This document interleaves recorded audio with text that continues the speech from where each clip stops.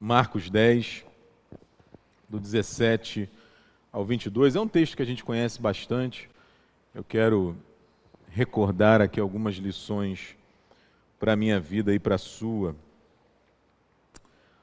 Marcos 10, do 17 ao 22, diz assim a palavra do Senhor. E pondo-se Jesus a caminho, correu um homem ao seu encontro e, ajoelhando-se, perguntou-lhe: Bom mestre, que farei para herdar a vida eterna? Respondeu-lhe Jesus: Por que me chamas bom? Ninguém é bom, senão um, que é Deus. Sabes os mandamentos? Não matarás, não adulterarás, não furtarás, não dirás falso testemunho, não defraudarás ninguém, honra a teu pai e a tua mãe. Então ele respondeu: Mestre, tudo isso tenho observado desde a minha juventude. E Jesus, fitando-o, o amou e disse: Só uma coisa te falta. Vai, vende tudo o que tens, dá-o aos pobres e terás um tesouro no céu. Então, vem e segue-me. Ele, porém, contrariado com esta palavra, retirou-se triste, porque era dono de muitas propriedades. Feche seus olhos, vamos falar com o Senhor mais uma vez. Obrigado, Pai, por esse tempo de celebração. E obrigado pela Tua palavra que está aberta diante de nós. Fala, Senhor, ao nosso coração, aquece a nossa mente. Incomoda, Senhor, a cada um de nós a buscarmos fazer a Tua vontade. Em nome de Jesus, amém, Senhor. Você sabe que ao longo do ministério de Jesus, entre nós aqui, antes da sua morte e da sua ressurreição, que durou ali cerca de 3 anos, Jesus se encontrou com muita gente. Jesus conversou com muita gente. Jesus realizou milagres na vida de muitas pessoas. E se a gente pudesse, assim, dividir esse grupo de pessoas em pelo menos 2 partes, não é? 2 grupos distintos de pessoas, nós teríamos claramente um grupo que, ao se encontrar com Jesus, ao ouvir Jesus, ao aprender de Jesus sobre a vontade de Deus, se tornou um discípulo dele. Se tornou uma discípula, um seguidor. Não é? Na verdade, até mesmo após a morte e a ressurreição de Jesus, continuou o seu ministério, sendo por ele mesmo fortalecido, não é? Para usar uma palavra da moda hoje, empoderado. Não é? Esse é um grupo. Não é? O outro grupo, que eventualmente também teve uma experiência profunda com Jesus, vivenciou milagres, ouviu o ensino de Jesus, infelizmente limitou-se apenas a isso. A gente poderia chamar esse grupo de um grupo de ouvintes. Gente que teve uma determinada experiência com Jesus e só, e mais nada, e passou. Não é? Aqui, no texto que nós acabamos de ler, no Evangelho de Marcos, a gente tem um personagem que passa por isso. Não é? É um homem que a gente não sabe o nome, que ficou conhecido pelo editor do texto bíblico como o jovem rico, né? Um homem rico. Ele se limita apenas a ouvir Jesus. Se a gente for no texto correlato, no Evangelho de Lucas, esse é um texto que aparece nos 3 evangelhos sinóticos, Mateus, Marcos e Lucas, a gente vai ver que Lucas chama ele de um homem de posição. Não é? Lá em Lucas, no capítulo 18, no versículo 18, que a expressão grega traduz para a gente, assim, ele era um comandante, ou um homem rico, ou um homem cuja família era uma família importante. O nome quer dizer isso, homem de posição. Era alguém que tinha algum tipo de poder, e esse poder trazia com ele bastante dinheiro. Não é? É o que a gente sabe sobre ele, mas a gente não sabe só isso.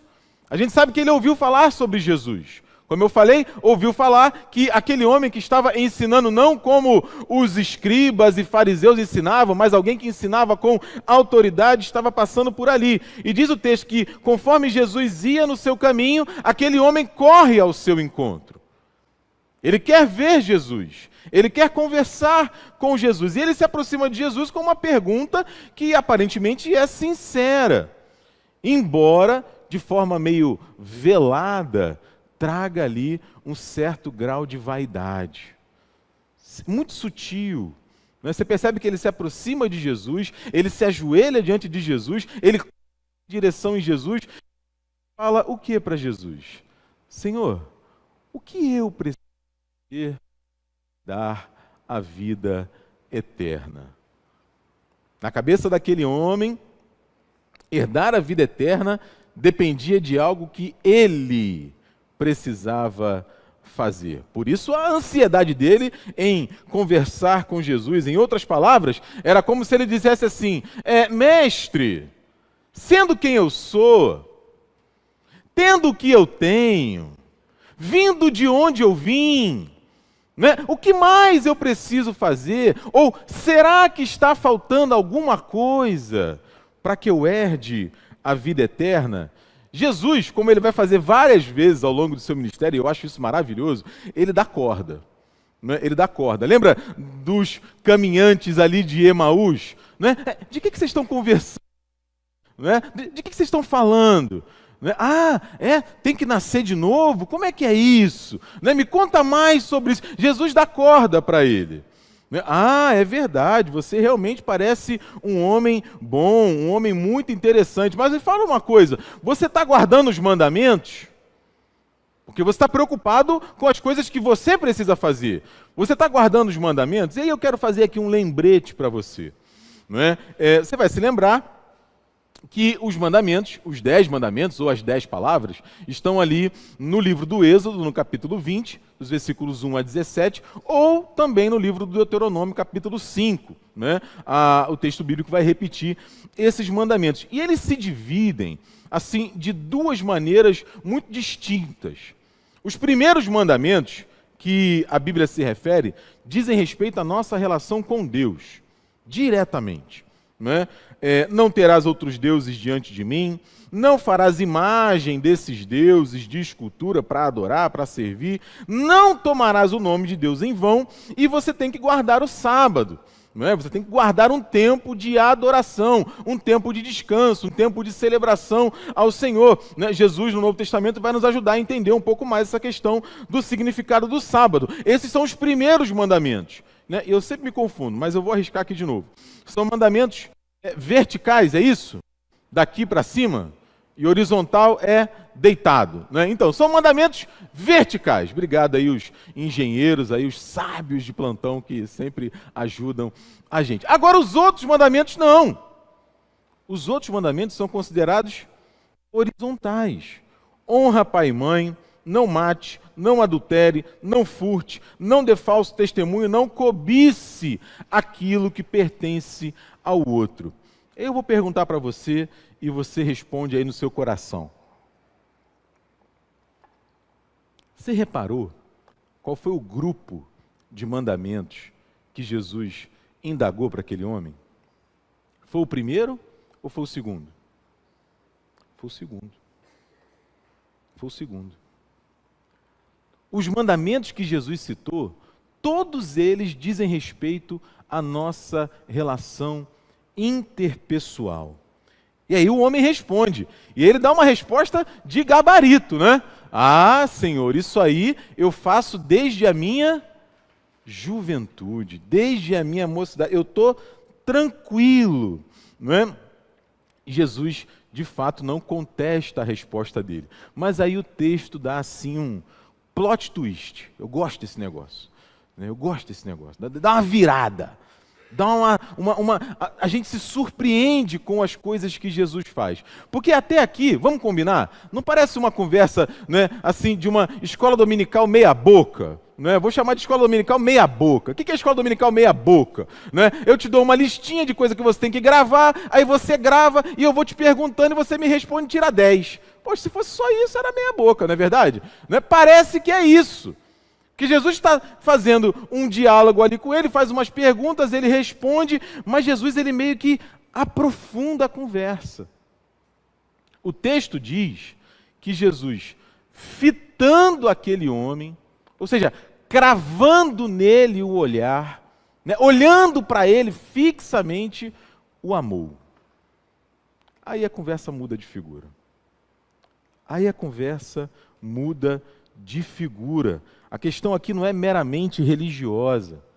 Não é de um conhecimento que pode ser em algum momento adquirido e depois mensurado, testado. Não, não. A conversa aqui tem a ver com o coração. E Jesus demonstra amor por aquele homem fazendo algumas coisas que eu quero pensar aqui com vocês. Jesus, em primeiro lugar, dá atenção a ele. Jesus dá atenção para ele. Você reparou que o encontro se dá no meio da rua, no meio da multidão, tinha muita gente. Podia ter algum mal-entendido, alguma coisa que Jesus falasse e ele não ouvisse, alguma coisa que ele falasse, né, e o barulho atrapalhasse. Não, Jesus dá atenção para aquele rapaz. Isso é interessante. Não sei quem vai se lembrar, teve um jogador de basquete, que já está aposentado, na década de 90, fazia parte daquele time espetacular do Michael Jordan, que era o Dennis Rodman, né, que era conhecido por ser uma figura meio diferente, um cabelo diferente e tal. Era um jogador espetacular. E uma vez perguntaram para ele sobre religião, sobre fé, sobre Deus, né, e a resposta do Dennis Rodman foi emblemática, né, e tem a ver muito com o que a gente vê até hoje. Aí ele, Deus? Né, por amor dele, né, fechado, né, Deus deve ter muita coisa para fazer para estar preocupado comigo. É interessante, porque até hoje tem essa ideia, né, de que Deus, de alguma maneira, não tem como dar conta de tudo. Afinal, tudo é muita coisa. Mas não é isso que a gente vê pela experiência bíblica. A gente vê Deus se importando com as pessoas com que Ele se encontra, e é claro que Ele se importa com cada um de nós. E isso é demonstração de amor. Não apenas isso, mas Jesus dá atenção e, como eu falei agora há pouco, Ele aprofunda o diálogo. Aquele rapaz recebe de Jesus toda a atenção. Ele não é mais um na multidão. A conversa de Jesus com aquele rapaz, com aquele homem, não é superficial. Jesus não estava conversando com ele sobre o clima, não é sobre o jogo do Flamengo ontem, que por sinal foi horrível, né? Mas, como eu disse, né, é uma conversa superficial essa. Não. Jesus desce uma camada mais profunda. Jesus fala ao coração daquele homem. Jesus se importa com o que ele está dizendo. E isso, a gente sabe, também é demonstração de amor. A gente já falou aqui algumas vezes, o presbítero Eduardo também já lembrou disso, né? Reverendo Cid, acho que já falou também. O Rubem Alves tem várias frases famosas, não é? Várias tiradas fantásticas, e uma delas diz respeito a isso que a gente está falando aqui. Ele disse certa vez que ele já viu muitos cursos de oratória. Muitos cursos para as pessoas aprenderem a falar melhor. Mas ele nunca tinha visto um curso de escutatória. Um curso em que as pessoas se dedicam a aprender a ouvir. E a gente vive a era das redes sociais, em que todos nós queremos ser ouvidos. Todos nós queremos falar. Todos nós queremos que as pessoas nos ouçam. Queremos que elas vejam o que a gente posta, os lugares que a gente vai, a comida que a gente come, o que está acontecendo conosco, mas poucos de nós temos nos dedicado a escutar. Jesus faz isso com aquele homem, mas não apenas isso. Jesus faz uma terceira coisa que é um desafio para nós ainda hoje e que também é uma demonstração de amor. Jesus aponta as falhas. Ou mais precisamente, a falha daquele homem. E isso, gente, isso é demonstração de amor. Vou repetir o texto. Jesus, fitando, o amou e disse: só uma coisa te falta. E ele dá aquela resposta que até hoje dá assim, um certo calafrio em algumas pessoas, né? Ó, vai, para resolver esse seu problema que te falta, né? Vai, vende tudo que você tem, dá-o aos pobres e você vai ter um tesouro no céu. Aí então você vai vir e vai me seguir. Então assim, Jesus revela o seu amor àquele homem, como a gente viu, dando atenção a ele, ouvindo a ele e apontando aquilo que lhe faltava. Nas palavras de Jesus, ganhar um tesouro no céu era a resposta que ele esperava. Porque ele chega até Jesus com uma pergunta, não é verdade? O que eu tenho que fazer para ganhar a vida eterna? Jesus está respondendo para ele, e a gente já vai ver isso com um pouco mais de detalhes, que faltava ele colocar o coração dele no lugar. Aí então, ele receberia esse tesouro no céu. Aí então, ele estaria apto, quem sabe, pela graça de Deus, a herdar a vida eterna. E aqui essa questão do dinheiro, gente, é relativamente simples de entender. É relativamente simples de entender. Normalmente, o pessoal... Mas peraí, Diego... Jesus, então, era daquela galera lá que é contra a propriedade privada, é isso? Jesus, então, não quer saber de dinheiro. Jesus não gosta de quem é rico. Jesus não gosta de quem é pobre. Na verdade, para seguir Jesus, tem que abrir mão da riqueza, né? Tem que entregar tudo. É isso que Jesus está falando aqui? Não, não é isso que Jesus está falando aqui. Jesus tem vários seguidores, né, homens e mulheres que tinham bastante recursos financeiros. O texto bíblico vai dizer, inclusive, que algumas mulheres, com as suas posses, sustentavam, faziam parte do sustento do ministério de Jesus. O texto bíblico vai dizer que Jesus é enterrado num túmulo que ainda não havia sido utilizado, tinha muitos recursos, que era José de Arimateia. Sem falar nos reis, na história de Israel. Então, assim, o problema de Deus não é com o dinheiro. Quem tem problema com dinheiro não é Deus. Quem tem problema com dinheiro, e não importa a quantidade, tá, gente? Somos eu e você. É por isso que o Tiago vai dizer o quê sobre isso? O amor ao dinheiro é a raiz de todos os males. Tem gente que corta esse versículo. Eu já ouvi isso. Não, reverendo, sabe o que é? O problema é que o dinheiro é a raiz de todos os males. Você já ouviu isso? Eu já ouvi. Não, o texto não fala isso.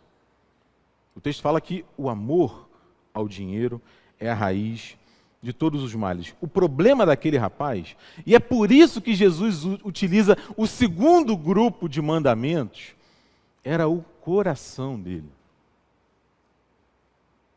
Pelas perguntas que ele faz para Jesus, ele está indicando o seguinte: o dinheiro dele, as posses dele, a posição social dele, a imagem que ele tinha de si mesmo, tudo aquilo se tornou um Deus para ele. Ou cada uma daquelas realidades se tornaram deuses para ele, de modo que a fonte de confiança dele, a fonte de esperança dele estava naquilo. Jesus percebe isso. Por quê? Porque ele sonda os nossos corações. Ele percebe que aquele homem estava vivendo num alto engano. Ele percebe que aquele homem imaginava que estava tudo bem, que ele estava em paz com Deus, que ele estava fazendo as coisas certas. Meio que pode-se até chegar a pensar que ele vai procurar Jesus apenas para validar aquilo que ele já pensava. Você conhece gente assim? Eu conheço. As pessoas vêm falar com a gente, vêm perguntar, na verdade ela já tem a resposta. Ela já tem a resposta, ela já sabe o que ela quer fazer, ela já tomou uma decisão, ela está plenamente convicta da razão que ela tem, e ela vai procurar a gente, vai conversar com a gente só para a gente validar o que ela quer. E ai de você se você falar diferente. É exatamente o que acontece aqui. Ou pelo menos o texto está indicando isso para a gente. Aquele homem tinha uma opinião formada sobre quem ele era. E ele vai até Jesus para que Jesus validasse aquilo. Só que o autor de Provérbios tem uma palavra interessante sobre isso.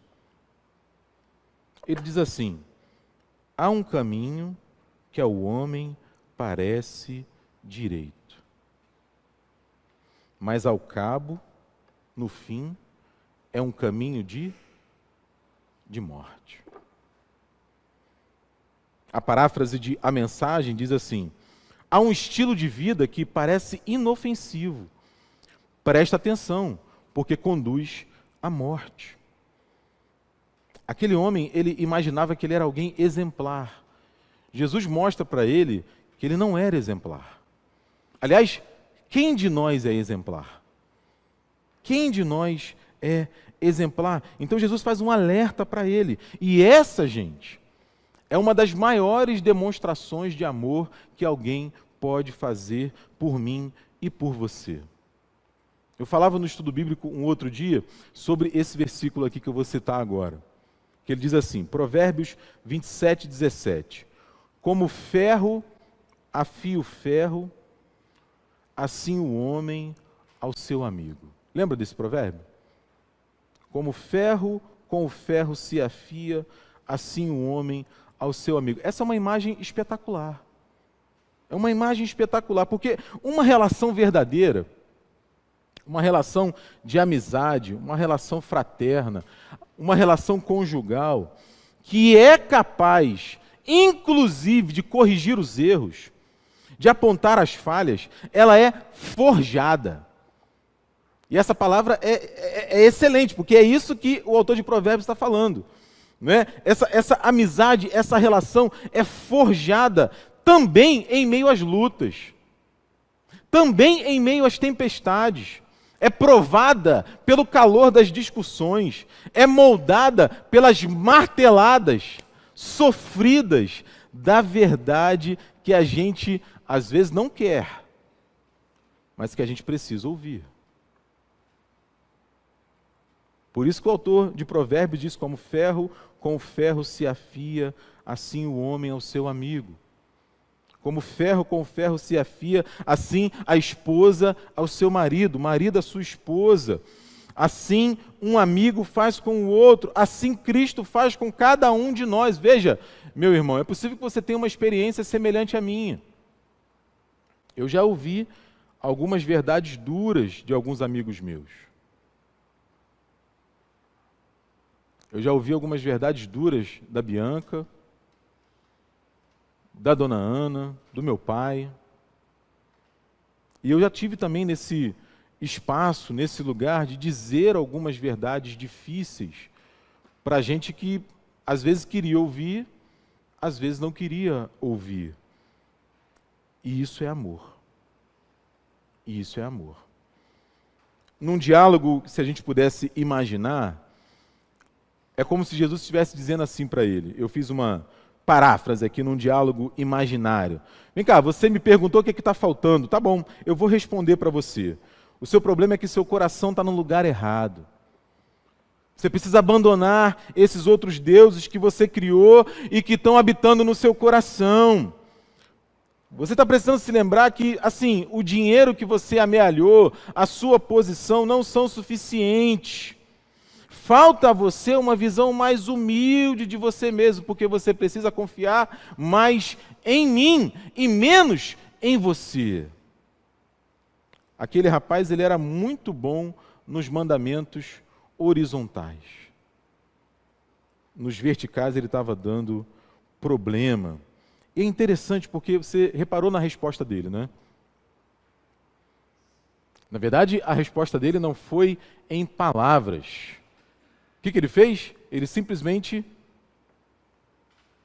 foi embora. E ele foi embora feliz? Não. O texto diz que ele foi embora contrariado. Retirou-se triste, porque era dono de muitas propriedades. E aí eu convido você a pensar comigo. Pensa comigo. Aquele homem ouviu a verdade de alguém que amava ele profundamente. Gente, é a única pessoa que pode nos amar assim. Porque eu e você estamos a todo tempo aprendendo a amar. Eu e você estamos a todo tempo aprendendo a nos relacionarmos uns com os outros. E aquele homem ouve a verdade de alguém que amava ele de verdade, integralmente, mesmo sendo quem ele era. E ao contrário do que nos diz o Sermão do Monte, ele prefere acumular um tesouro na terra. E Jesus vai dizer que tesouro na terra, gente, é um problema. Porque tesouro na terra, a traça corrói, a ferrugem corrói. Os ladrões escavam e roubam. E aqui, a gente precisa pesar um pouco, e esse texto nos ajuda a fazer isso, nas nossas prioridades. O C.S. Lewis, trocando uma carta com um amigo dele, isso está no livro que foi traduzido para o português, Deus no Banco dos Réus, tem lá um capítulo que é uma carta que ele está falando sobre prioridades, sobre as coisas primárias e as coisas secundárias. Aquilo que é mais importante e aquilo que não é tão importante. E lá pelas tantas ele diz assim, olha, se a gente colocar as primeiras coisas em primeiro lugar, a gente vai ter as segundas a seguir. Mas se a gente colocar as segundas coisas em primeiro lugar, a gente vai perder as duas. A gente vai perder as primeiras e as segundas. Porque a gente está falhando em dar prioridade àquilo que precisa ser prioritário na nossa vida. No caso daquele rapaz, o dinheiro era a prioridade dele. O poder era a prioridade dele. A posição que ele alcançou, imagina. Esse homem está maluco. Como é que eu vou vender tudo que eu tenho, vou dar para os pobres, a cambada de vagabundo aí que não trabalha, né? Eu herdei isso aqui do meu avô, do meu bisavô, eu trabalhei, eu multipliquei, agora eu vou abrir mão disso, fraude esse... Tá, ele tá louco esse homem. Né? E vou dar para o pobre, depois vou andar com ele. E eu vou viver de quê?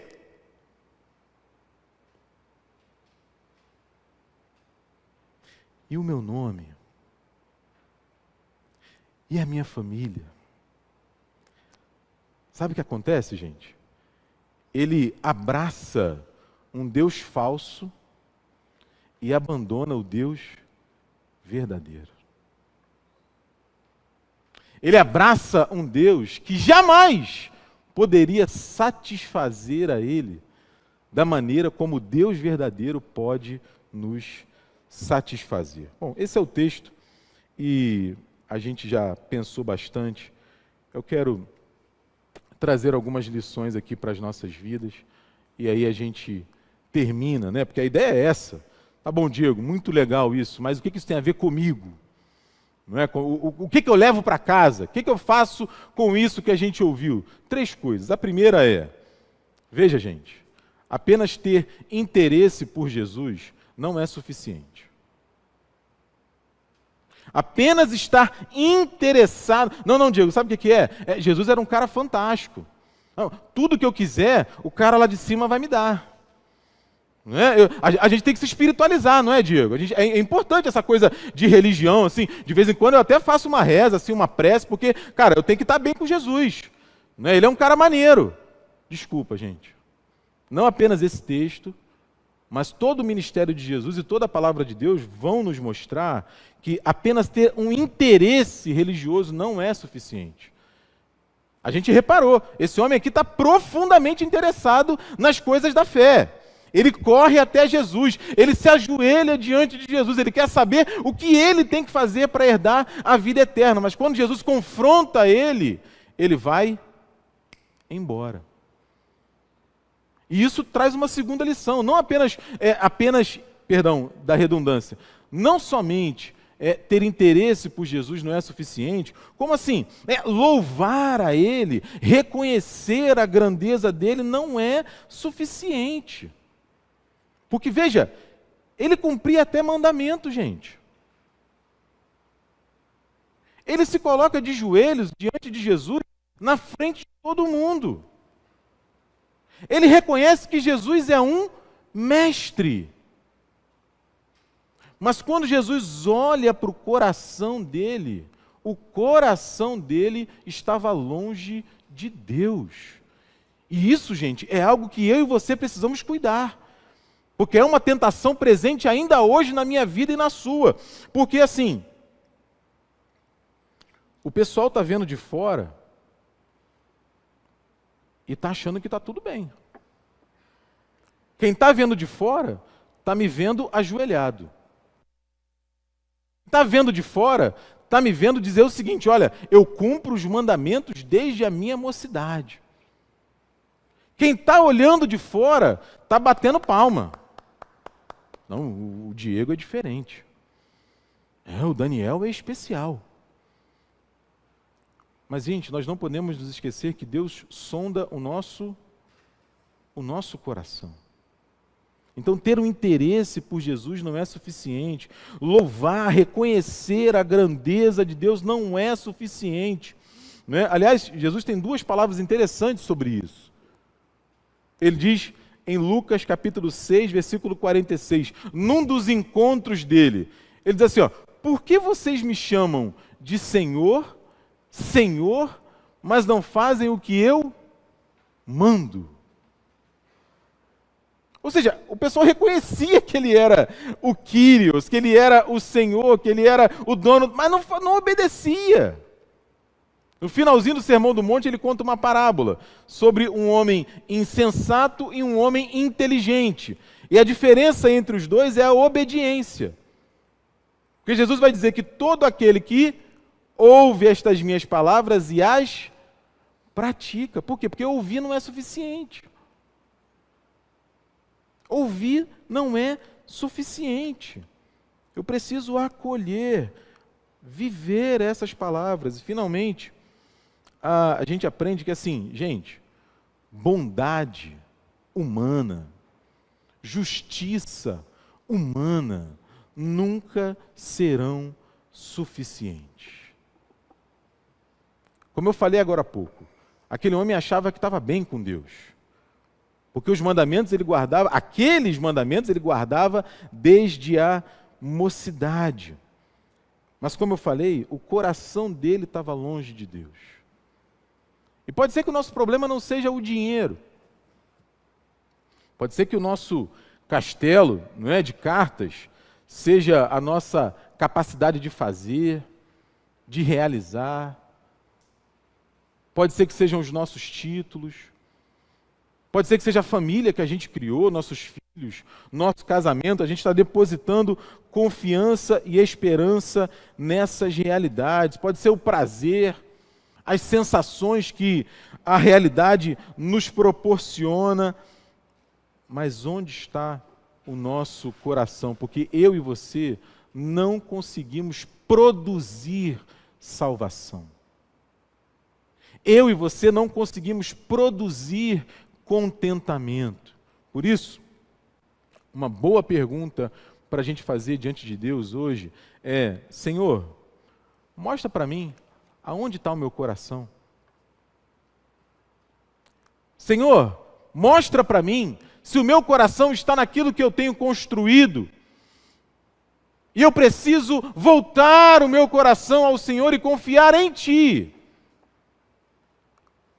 Porque é óbvio, gente, que não faltaria suprimento para aquele homem se ele andasse com Jesus. A ideia de Jesus não é que ele ficasse pobre. A ideia de Jesus é que ele fosse salvo. E para ele ser salvo, ele precisava abandonar aqueles deuses que não poderiam salvá-lo e abraçar o Deus verdadeiro. Que Deus tenha misericórdia de nós e faça isso por mim e por você também. Amém?